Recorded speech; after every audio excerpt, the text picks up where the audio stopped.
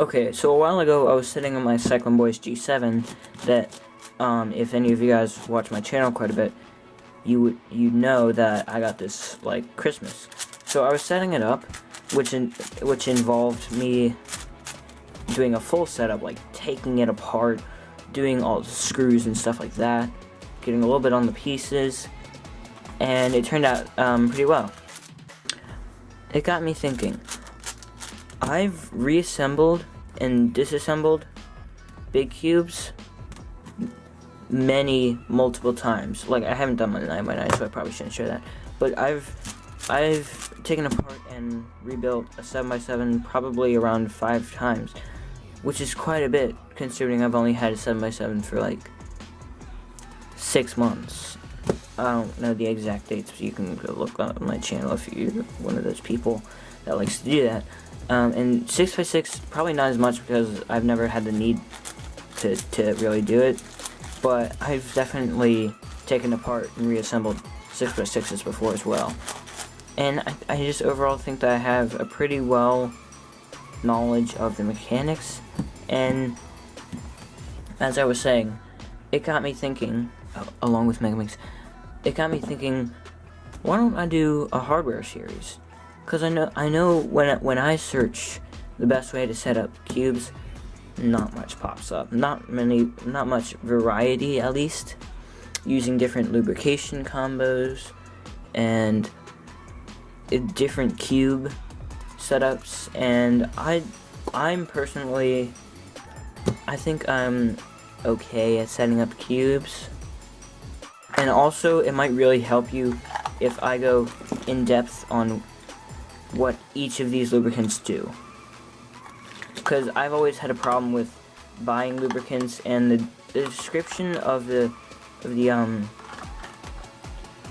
lubricant. So like if I go on the cubicle and look at the description of the product, it doesn't really give you that much, except for the name, like Lubrical Speedy.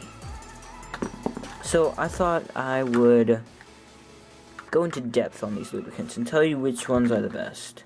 You may know the basics, like D&M just makes your cube fast. Silk does both at the same time, fast and steady, and basically looked at as the best lube. I personally think that Lubrical 1 is a great underlooked lubricant. It doesn't make it slow because it's a fast moving, what's the word? It's not a heavy lube, it's a light lube. So it doesn't make it slow down, but it makes it more controllable, and I really like Lubrical 1. We also have Compound X. I haven't actually used this yet, or Compound 10, whichever one you want to call it. And this is Moyu Lube V3 that recently came out a little while ago. And then we all know what silicone does, at least. It smoothens and slows down the cube. And this cheap lubricant is only $1, and it's actually not half bad. For the price, it's actually really good. And I just want to show you what each lubricant does to what cube, including magnetic cubes. So I think what I'm going to do is I'm going to get an order of a whole bunch of cubes to test out on, but like one big cube, one 2x2, one 3x3. I can just use one of my old Megamixes just to see the difference in size and proportions in lubricant as well. And I'm just kind of rambling on about what I'm going to do in this series, but comment down below if you think you'd like to see this. I think I have a pretty good feeling about doing this series, so yeah. See you all next time.